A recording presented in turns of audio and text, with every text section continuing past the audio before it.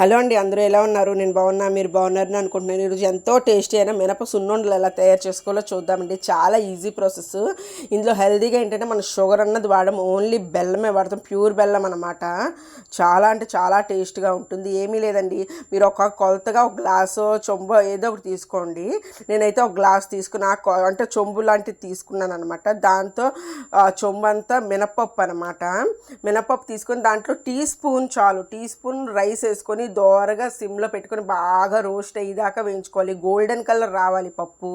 అలా సిమ్లో పెట్టుకొని బాగా వేయించుకొని, చూసారా నాది ఆల్రెడీ వచ్చింది, నేను చాలాసేపు నుంచి వేయించాను. సో అలాగ వచ్చిన తర్వాత ఒక ప్లేట్లోకి తీసేసుకోవాలన్నమాట.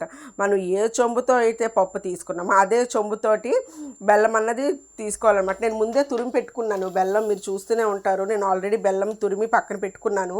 ఇప్పుడు ఈ పప్పు చల్లారింది కదండి, ఈ పప్పుని ఏం చేయాలంటే మిక్సీ పట్టుకోవాలి. మనం మెత్తగా పేస్ట్ ఉండాలన్నమాట. ఎంత మనకి మెత్తగా ఉంటే వండలన్నవి అంత టేస్ట్గా ఉంటుంది, బాగుంటాయి అన్నమాట. చూడండి ఇలా మెత్తగా పొడి అయిపోవాలి. అది ఇంకొంచెం బరకుంది, ఇంకొకసారి మిక్సీ పట్టుకున్నాను నేను. మిక్సీ పట్టుకు చూసారా, ఇప్పుడు బాగా మెత్తగా అయిపోయాయి కదా, ఇప్పుడు సరిపోతుంది. ఈ పిండి తీసుకొని నేను పక్కన అన్నది పెట్టుకొని వెడల్పు దాంట్లో పెట్టుకోవాలి. ఎందుకంటే మనం ఇందులో బెల్లం కలుపుకుంటాం అన్నమాట. మనం డైరెక్ట్గా అలా బెల్లం వేసి చేస్తే ముద్దలా కట్టేస్తుంది. నేను ఈ చెంబుతో కొలుచుకున్నానండి పప్పు. నేను ఇదే చెంబుతో 2 కప్పులు బెల్లం తీసుకుంటున్నా. మన షుగర్ ఎక్కువ తీసుకున్న వాళ్ళు ఎక్కువ తక్కువ చేసుకోవచ్చు. మస్ట్ అండ్ షుడ్గా 1.5 అయితే ఈజీగా పడుతుంది అనమాట. స్వీటు ఎక్కువ తిన్నవాళ్ళు 2 తీసుకోండి, తక్కువ తిన్నవాళ్ళు 1.5 కరెక్ట్ క్వాంటిటీగా సరిపోతుంది. నేను 2 తీసుకున్నాను. మా ఇంట్లో పిల్లలు అన్నది కొంచెం స్వీట్గా ఉంటేనే ఇష్టంగా తింటారనమాట. సో ఈ పిండిలో కలుపుకోవాలి. మనం ఎప్పుడైనా సరే పిండిలో కలుపుకుంటే ఏంటంటే మనకి పొడిలా వస్తుంది, మెత్తగా పిండి అయిపోదు అనమాట. ఇలా కలుపుకొని మెత్తగా మిక్సీ అన్నది ఇంకొకసారి వేసేసుకోవాలి. ఇప్పుడు ఏమవుతుందంటే బెల్లము ఆల్రెడీ కలిసిపోయి ఇగో చూసారా పిండి పిండిలాగా ఉన్నది. ఇలాగైతే మనకు సరిపోతుంది, కలుపుకోవడానికి ఉండలు కూడా బాగా అవుతుంది. ఇప్పుడు ఒక చిన్న మూకులు లాంటిది తీసుకొని నెయ్యి అండి, నెయ్యి హోమ్ మేడ్ నెయ్యి వేసుకుంటే స్మెల్ అది చూసుకుని చాలా బాగుంటుంది. మ్యాక్సిమం హోమ్ మేడ్ వేసుకోవడానికి ట్రై చేయండి. లేదు అని అంటే బయటని ఏదైనా ప్యూర్ ఘీ స్మెల్ వచ్చేది ఉంటుంది కదా, అది తీసుకున్నా పర్వాలేదు. కరగబెట్టుకొని యాలకుల గుండ నేను వేసుకున్నానండి.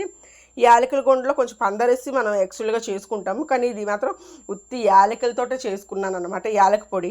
ఇప్పుడు వేడివేడి నెయ్యిని కొంచెం ఆ బేసిన్లో ఉన్న పిండిలో అదే పొడిలో వేసుకోవాలండి. వేసుకొని చూసారా శుభ్రంగా వేడిగా ఉంటుంది కాబట్టి కొంచెం జాగ్రత్తగా పైకి కిందకి చేసుకుంటూ కలుపుకోవాలండి. మనకి ఎంతవరకు కలుపుకోవాలంటే మనకి ఆ పిండి అన్నది చేతికి వండ చుట్టి అంతగా మనం నెయ్యి యాడ్ చేసుకుంటూ ఉండాలి. తేమన్నది తెలియాలన్నమాట మన చేతికి. సో నేను అందుకే కొంచెంగా యాడ్ చేసుకుంటున్నాను. బెల్లం కదండి, ఎక్కువ నెయ్యి అన్నది పట్టదనమాట. ఎక్కువ నెయ్యి వేసేస్తే బాగా నెయ్యి స్మెల్ ఎక్కువ వచ్చి వికటగా వచ్చేస్తుంది.